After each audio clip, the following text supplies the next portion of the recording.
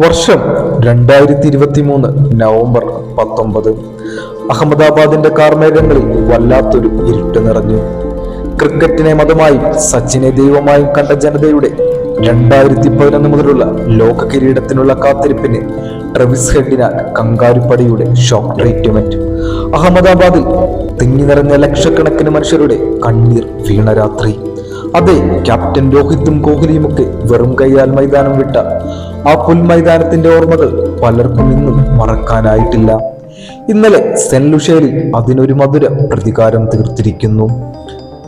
ഇന്ത്യയെ കീഴടക്കാൻ ഓസീസിനെ കൊണ്ടേ കഴിയൂ എന്ന് മത്സരത്തിന് മുന്നേ തന്നെ ഓസീസ് ക്യാപ്റ്റൻ മാർഷലിന് ആത്മവിശ്വാസത്തിന് കൂടിയുള്ള മറുപടി. കാറ്റും മഴയും മത്സരത്തിന് മുന്നേ വില്ലനായക മന്നിടത്ത് നിന്ന് ക്യാപ്റ്റൻ രോഹിത് മുന്നിൽ നിന്ന് കങ്കാരുക്കളുടെ അന്തകനായ രാത്രി. ടോസിന്റെ ഭാഗ്യം ഓസ്ട്രേലിയയെ തേടിയെത്തി. 2ാം ഓവറിൽ കോഹ്ലിയെ മടക്കിക്കൊണ്ട് ആ തീരുമാനം ശരിവെക്കുന്ന ഹേസൽവുഡിന്റെ തീതുപ്പുന്ന പന്തുകൾ. എന്നാൽ ഓസ്ട്രേലിയക്ക് വേണ്ടി ഇന്ത്യൻ ബാറ്റ്സ്മാൻമാർക്ക് ശവപ്പറമ്പൊരുക്കാനെത്തിയ ഹേസൽ മിച്ചൽ സ്റ്റാർക്കിനെ 4 തവണ ഗാലറി കടത്തിക്കൊണ്ട് രോഹിത്തിന്റെ ആദ്യ മുന്നറിയിപ്പ്. നിർണായക സമയത്ത് നിന്നും ബോൾ കൊണ്ട് മാന്ത്രികത കാണിക്കുന്ന പാറ്റ് കമിൻസിനെ അയാൾ 100 മീറ്റർ താണ്ടി ഒരു സിക്സറിൽ വരവേറ്റു. ഫുൾ ഷോട്ട് സിക്സറുകളും എക്സ്ട്രാ കവറിന് മുകളിലൂടെയുള്ള ക്ലാസിക്കൽ ഷോട്ടുകളും എത്ര മനോഹരമായി അയാൾ ആ ബാറ്റിൽ നിന്ന് പായിക്കുന്നു.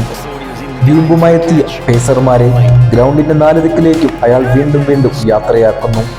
സ്റ്റാർക്കിന് മുന്നിൽ രോഹിത് വീഴുമ്പോഴേക്കും ഇന്ത്യ മികച്ച നിലയിൽ. 41 ബോളിൽ 92 റൺസ്, 7 4ഉം 8 6ഉം. അവിശ്വസനീയമായ ഷോട്ട് സെലക്ഷനും ടൈമിങ്ങും അയാൾ തീർത്തൊരു ഇന്നിങ്സ്. രോഹിത്തിന്റെ വിക്കറ്റ് ഓസ്ട്രേലിയക്ക് തിരിച്ചുവരവിന് വഴിയൊരുക്കി. ഒരു ഘട്ടത്തിൽ 240 റൺസ് പ്രതീക്ഷിച്ചിടത്ത് നിന്ന് കങ്കാരുക്കളുടെ തിരിച്ചുവരവ്. പക്ഷേ പിന്നീടെത്തിയ ദുബൈയും സൂര്യയും ഹാർദിക്കും അവരുടേതായ സംഭാവനകൾ കൂട്ടിച്ചേർത്തപ്പോൾ സ്കോർ ബോർഡ് 200 കടന്നു. ഇന്ത്യയെ കണ്ട ഏതോ ബാധ കൂടിയ പോലെ വാറ്റുവീശുന്ന വാർണറെ അഷ്ടദ്വീപ് മടക്കിക്കൊണ്ട് ഇന്ത്യക്ക് മികച്ചൊരു തുടക്കം. എന്നാൽ അഹമ്മദാബാദിൽ ഇന്ത്യയെ കണ്ണീർ വീഴ്ത്തിയ ഹെഡും മാർഷും കൂടി ചേർന്നപ്പോൾ കൂറ്റനടികൾ വീണ്ടും ആവർത്തിക്കുമോ എന്ന് ഭയപ്പെട്ടിരിക്കുമ്പോൾ രോഹിത് തന്റെ ആവനാഴിയിലെ അസ്ത്രങ്ങളായ കുൽദീപിനെ അക്ഷറിനെ കളത്തിലേക്ക് എത്തിക്കുന്നു. ഈ സ്പിൻ വാരിക്കുഴി ഓസീസിനെ പിഴയ്ക്കുന്നു. അവിശ്വസനീയമായ ഒരു ക്യാച്ചിൽ മാർഷിനെ കുൽദീപിന്റെ ഓവറിൽ അക്ഷർ ഡഗ്ഔട്ടിൽ എത്തിക്കുന്നു. മാക്സ്വെല്ലും സ്റ്റോണിസും വീണപ്പോഴും ഇന്ത്യൻ ആരാധകരുടെ ചങ്കിടിപ്പായി അപ്പോഴും അയാൾ നിലയുറപ്പിച്ചിരുന്നു.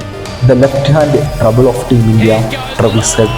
എന്നാൽ ഏതൊരു കൊമ്പനെയും കൊച്ചുവിലങ്ങിടുന്ന പാപ്പാനെ രോഹിത് അപ്പോഴേക്കും പന്തേൽപ്പിക്കുന്നു. യെസ്, ബൂമ്രയ്ക്ക് മുന്നിൽ ഹെഡ് കീഴടങ്ങി. പിന്നീട് ഒരു കൂട്ടം തകർച്ച.